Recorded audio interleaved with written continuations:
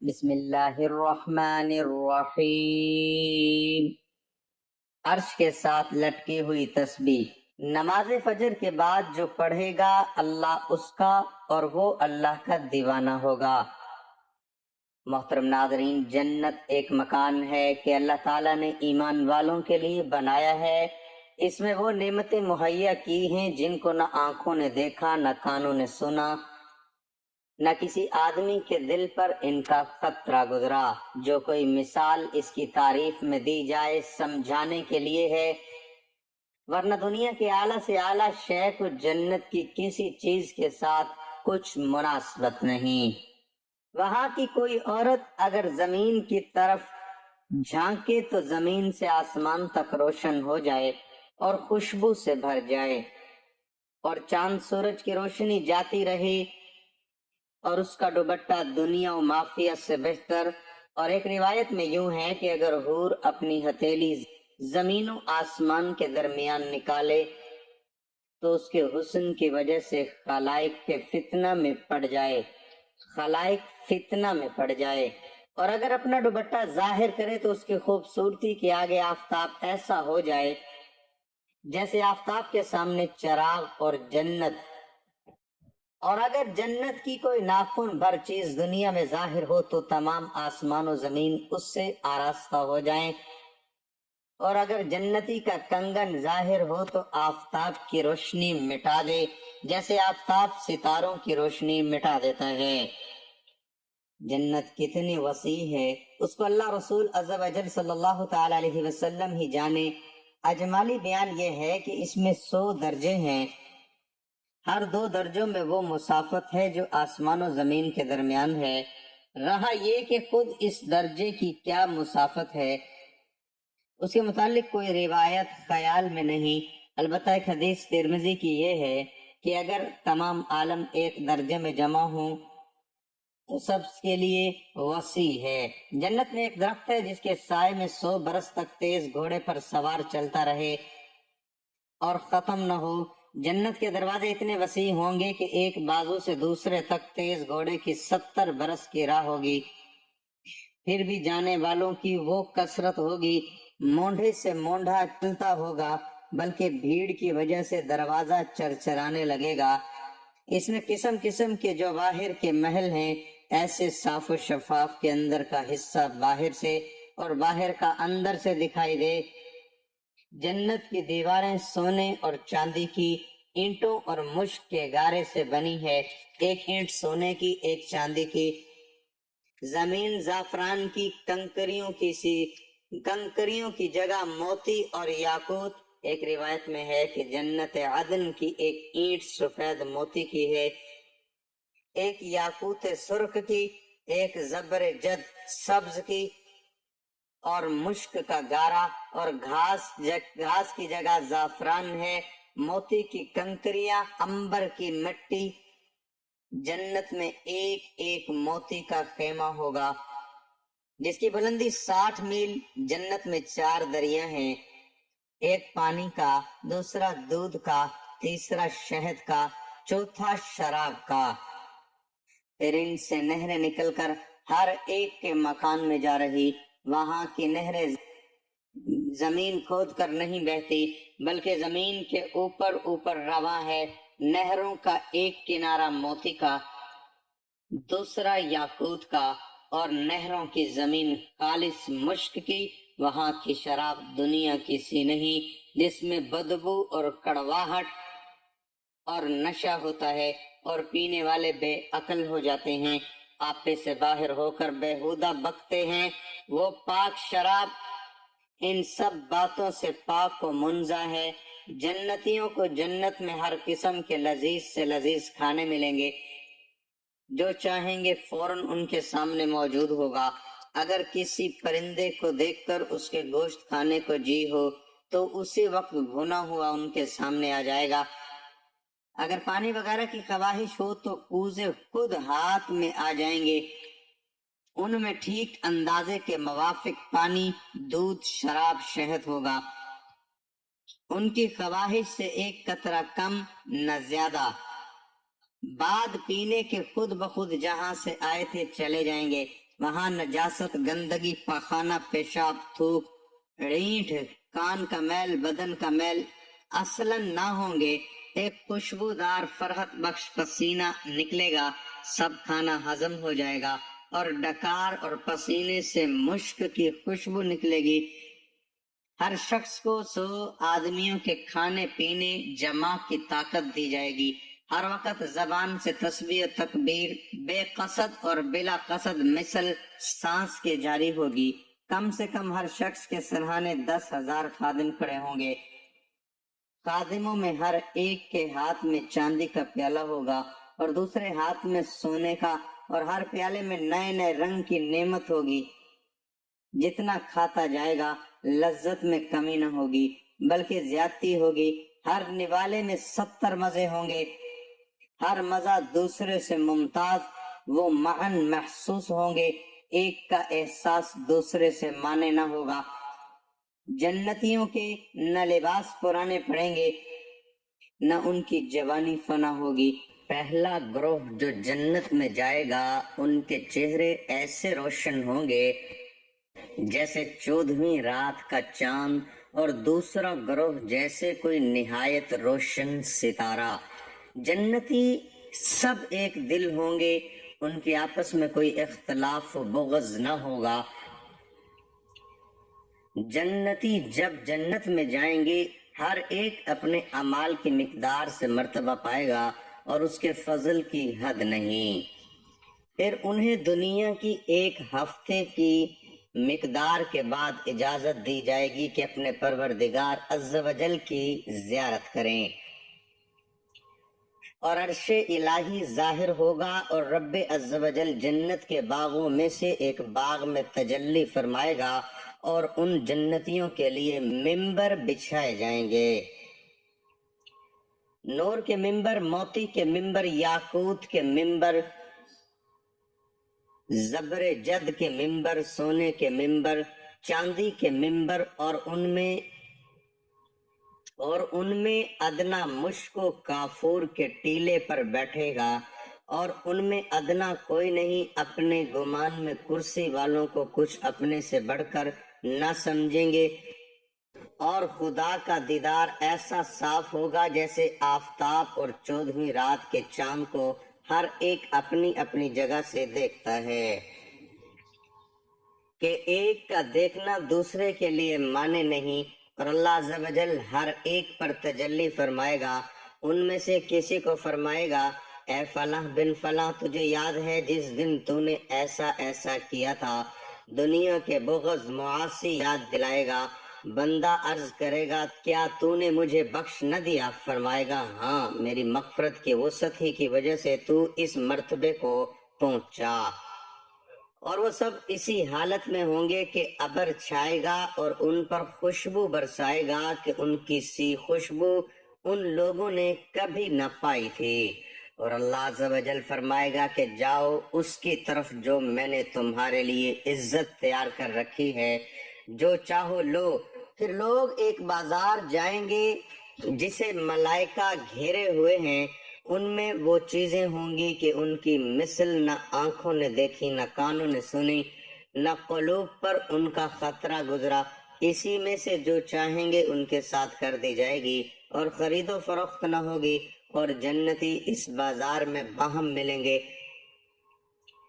چھوٹے مرتبے والا بڑے مرتبے والے کو دیکھے گا، اس کا لباس پسند کرے گا، اور گفتگو ختم بھی نہ ہوگی کہ خیال کرے گا میرا لباس اس سے اچھا ہے، اور یہ اس وجہ سے کہ جنت میں کسی کے لیے غم نہیں۔ پھر وہاں سے اپنے اپنے مکانوں کو واپس آئیں گے، ان کی بیویاں استقبال کریں گی اور مبارکباد دے کر کہیں گی کہ آپ واپس ہوئے اور آپ کا جمال اس سے بہت زیادہ ہے کہ ہمارے پاس سے آپ گئے تھے۔ جواب دیں گے کہ پروردگار جبار کے حضور بیٹھنا ہمیں نصیب ہوا تو ہمیں ایسا ہی ہو جانا سزاوار تھا۔ جنتی باہم ملنا چاہیں گے تو ایک کا تخت دوسرے کے پاس چلا جائے گا۔ ایک روایت میں ہے کہ ان کے پاس نہایت اعلیٰ درجے کی سواریاں اور گھوڑے لائے جائیں گے، اور ان پر سوار ہو کر جہاں چاہیں گے جائیں گے۔ سب سے کم درجے کا جو جنتی ہے اس کے باغات اور بیویاں اور نعیم و خدام اور تخت 1000 برس کی مسافت تک ہوں گے، اور ان میں اللہ عز و جل کے نزدیک سب میں معزز وہ ہے جو اللہ تعالیٰ کی وجہ کریم کے دیدار سے ہر صبح و شام مشرف ہوگا۔ جب جنتی جنت میں جائیں گے، اللہ عز و جل ان سے فرمائے گا کچھ اور چاہتے ہو جو تم کو دوں؟ عرض کریں گے تو نے ہمارے منہ روشن کیے، جنت میں داخل کیا، جہنم سے نجات دی۔ اس وقت پردہ مخلوق پر تھا، اٹھ جائے گا تو دیدار الہی سے بڑھ کر انہیں کوئی چیز نہ ملی ہوگی۔ لوگ کہتے ہیں کہ ہمارا رب ہمارے دلوں میں رہتا ہے۔ کچھ لوگوں کا یہ بھی کہنا ہے کہ دل خدا کا گھر ہوتا ہے۔ یہ بات بھی بہت سنی ہے کہ جس دل میں ایمان ہو اس میں ہمارا رب بھی ہوگا، مگر جو دل ایمان کی روشنی سے محروم ہو اس میں خالق کیسے آ سکتا ہے؟ مجموعی طور پر جب ہم یہ کہتے ہیں کہ اللہ تعالی ہمارے دلوں میں رہتا ہے تو اس کا مطلب یہ ہے کہ وہ ہماری نیت، ہمارے ارادوں اور ہماری خواہشات کو دیکھتا ہے۔ جن لوگوں کی نیتیں اور ارادے اچھے ہوں، ان کے دلوں میں نیک تمنائیں ہوں، ان دلوں کو اللہ رب العزت پسند فرماتا ہے۔ اور بندے کے اتنے قریب ہونے کو ہی اس بات سے تعبیر کیا گیا ہے کہ اس کے دل میں رب کا ڈیرا یا خالق کا بسیرا ہوتا ہے۔ مگر یہاں ایک اور سوال بھی اہل ایمان کو پریشان کر سکتا ہے، وہ یہ کہ ایک بات تو ثابت ہو گئی کہ اچھے انسان کے دل میں اللہ ہوتا ہے۔ اگر یہ سچ ہے تو پھر جس دل میں ہمارا رب رہتا ہو اس دل کو تو نہایت صاف ستھرا اور پاکیزہ ہونا چاہیے۔ اس دل کو تو نہایت صاف ستھرا اور پاکیزہ ہونا چاہیے۔ یہ کتنی عجیب اور حیرت انگیز بات ہے کہ اتنی بڑی اور عظیم الشان ہستی کسی بھی عام انسان کے دل میں آ جائے اور گوشت کے اس ننھے مننے سے دھڑکتے لوتھڑے میں نہایت آرام اور آسانی کے ساتھ سما جائے۔ یہ سچ ہے کہ وہ بڑی قدرت والا ہے، ہر چیز پر قادر ہے، جو چاہے کر سکتا ہے۔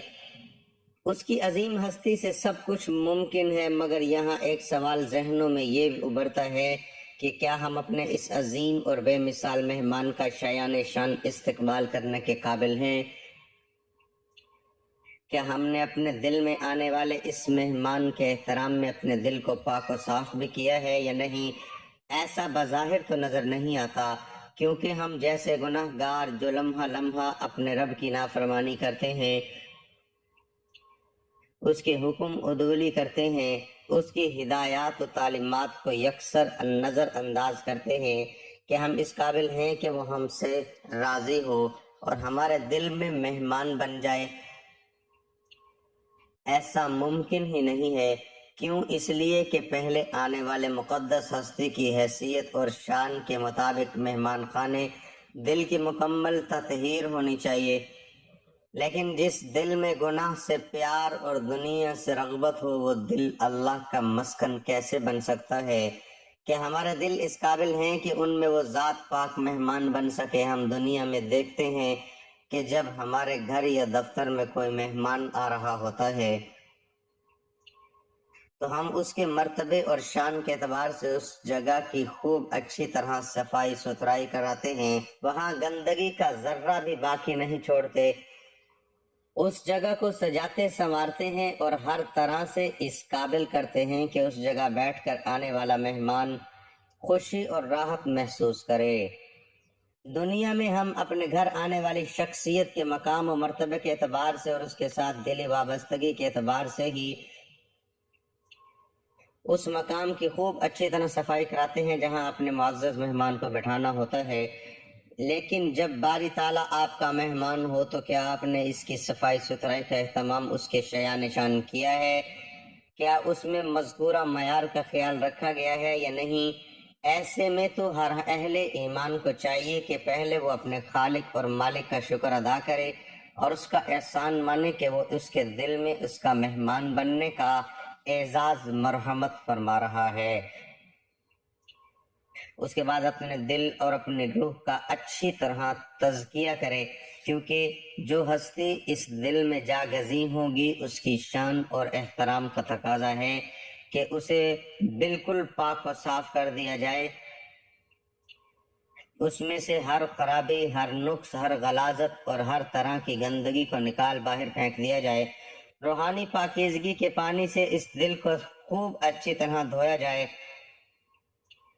اور پھر سچ اور حق کی عطر سے اسے معطر کیا جائے، تاکہ اس میں جھوٹ، فریب، دغا بازی، اللہ کی نافرمانی اور کسی بھی قسم کی خرابی کی بو نہ آنے پائے۔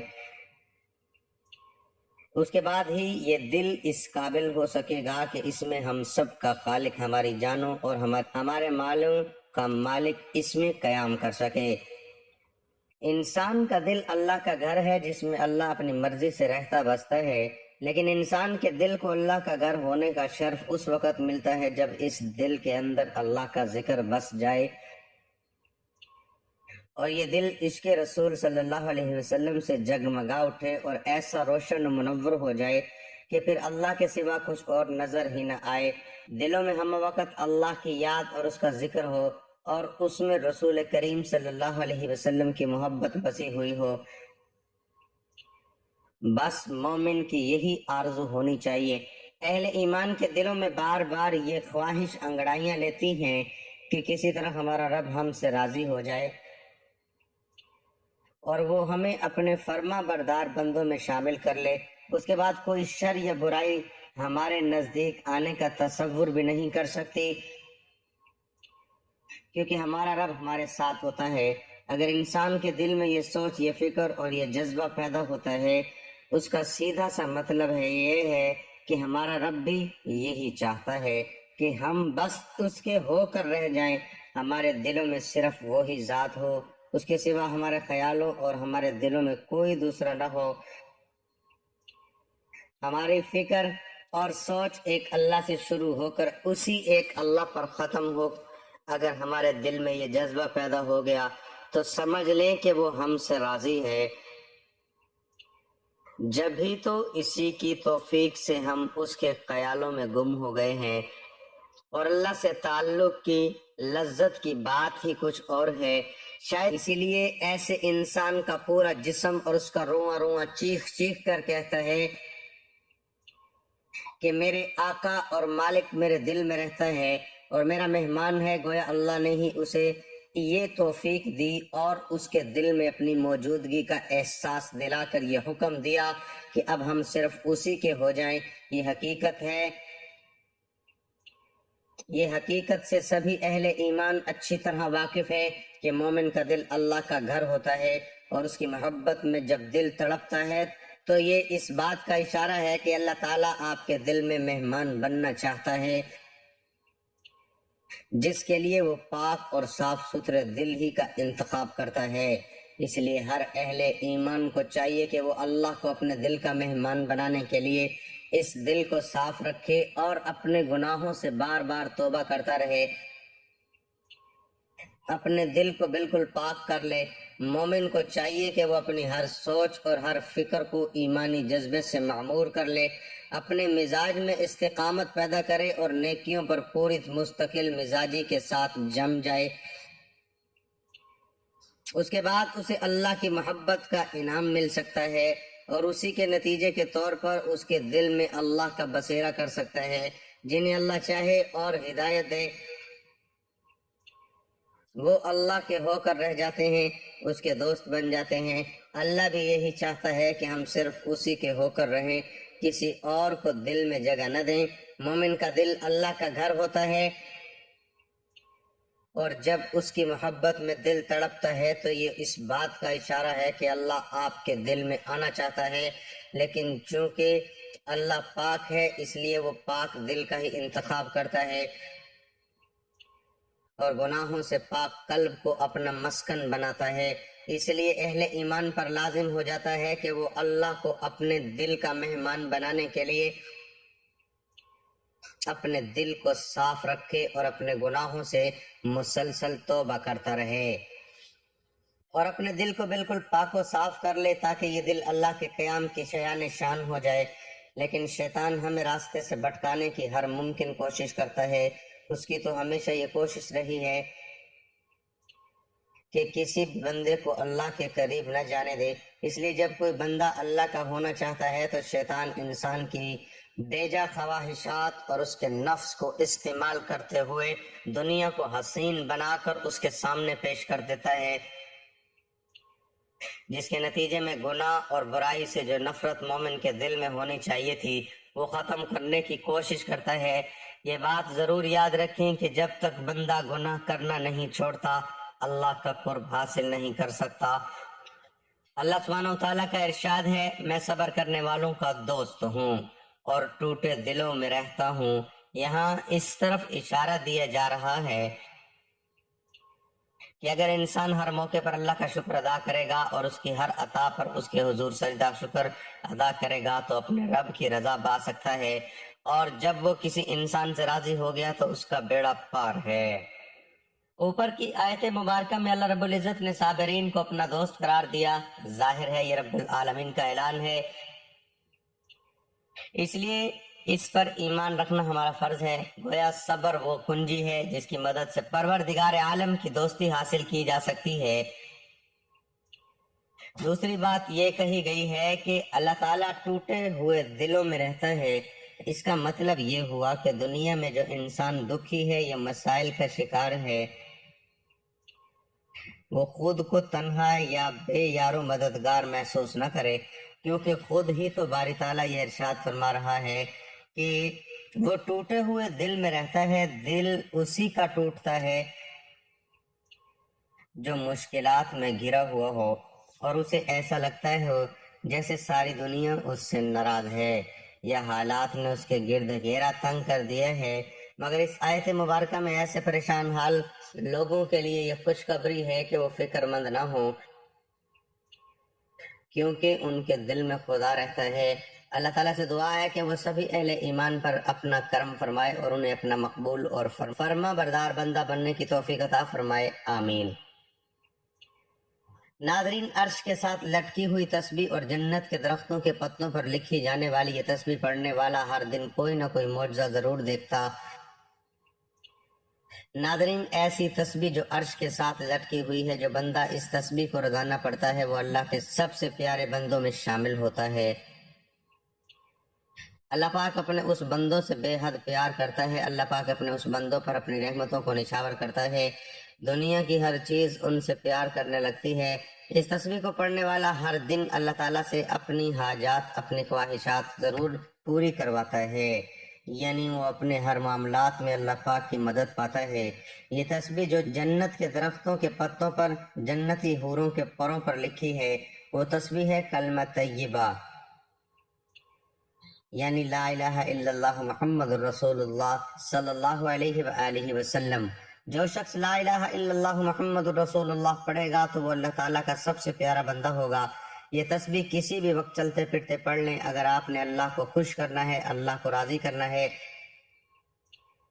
اللہ سے اپنی ہر بات بنوانی ہے تو اس تسبیح کو اپنی زندگی کا حصہ بنا لیں، کیونکہ اللہ تعالیٰ اپنے ان بندوں سے بہت زیادہ محبت کرتا ہے جو اللہ کے نبی سے محبت کرتے ہیں۔ ناظرین، اگر آپ بھی اللہ کے رسول سے پیار کرتے ہیں تو آپ بھی یہ تسبیح لا الہ الا اللہ محمد رسول اللہ لازمی پڑھیں۔ انشاءاللہ یہ تسبیح آپ کے گھر میں خوشیاں لائیں گی، برکتیں لائیں گی۔ یہ تسبیح آپ کے گھر سے پریشانیوں کو اور بھی بے برکتیوں کو باہر نکال پھینک دیں گی۔ اللہ تعالیٰ ہم سب کو بھی اپنے نبی کے پیاروں میں شامل کرے، آمین۔ کلمہ طیبہ لا الہ الا اللہ محمد الرسول اللہ کے بہت سارے مبارک نام ہیں۔ اس کا ایک نام کلمہ توحید بھی ہے، کلمہ اخلاص بھی ہے، اسے کلمہ احسان بھی کہتے ہیں، اسے کلمہ التقوی بھی کہتے ہیں۔ اس مبارک کلمے کا نام کلمہ ثابتہ یعنی ثابت شدہ کلمہ، پکا کلمہ، نہ مٹنے والا کلمہ، ہمیشہ رہنے والا کلمہ بھی ہے۔ اللہ نے کیسی مثال بیان فرمائی پاکیزہ بات کی، جیسے پاکیزہ درخت جس کی جڑ قائم اور شاخیں آسمان میں، ہر وقت اپنا پھل دیتا ہے اپنے رب کے حکم سے۔ حضرت ابن عباس رضی اللہ تعالیٰ عنہ فرماتے ہیں، اس آیت مبارک میں پاکیزہ بات سے مراد لا الہ الا اللہ محمد رسول اللہ ہے۔ یعنی کلمہ طیبہ وہ پاکیزہ درخت ہے جس کی جڑیں مسلمان کے دل میں ہیں، اس کی شاخیں یعنی مسلمان کی نیکیاں آسمان تک پہنچتی ہیں۔ دوسرے درخت تو ایسے ہیں جو سال میں 1 مرتبہ یا 2 مرتبہ پھل دیتے ہیں، مگر کلمہ طیبہ وہ پاکیزہ کلمہ ہے جو اپنے پڑھنے والے کو ہر لمحے تازہ پھل دیتا ہے۔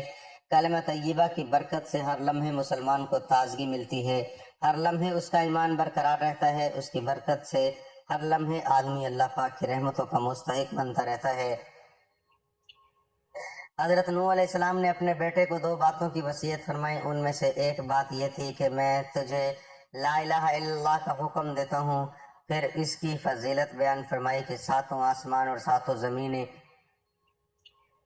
اگر ایک پلڑے میں اور لا الہ الا اللہ محمد رسول اللہ دوسرے پلڑے میں رکھا جائے تو یہ دوسرا پلڑا اس کلمے کی وجہ سے بھاری ہو جائے گا، اور اگر 7 آسمان اور 7 زمینیں ایک بند ہلکا ہوں تو لا الہ الا اللہ محمد رسول اللہ ان کو توڑ دے گا۔ مومن وہ لوگ ہیں جو اللہ اور اس کے رسول صلی اللہ علیہ وسلم پر ایمان لائے اور پھر شک نہیں کیا اور اپنے اموال اپنی جانوں سے اللہ کی راہ میں جہاد کیا، یہی لوگ سچے ہیں۔ اسی طرح ایک حدیث شریف میں آتا ہے کہ نبی کریم صلی اللہ علیہ وسلم نے فرمایا، جس نے یہ گواہی دی کہ اللہ کے سوا کوئی معبود نہیں اور محمد صلی اللہ علیہ وسلم اللہ کے رسول ہوں، اور پھر اس گواہی میں شک نہیں کیا، تو وہ شخص جنت میں داخل ہوگا۔ ناظرین، اگر آپ کو یہ ویڈیو اچھی لگی ہے تو لائک کریں، شیئر کریں اور کمنٹ میں اللہ حافظ۔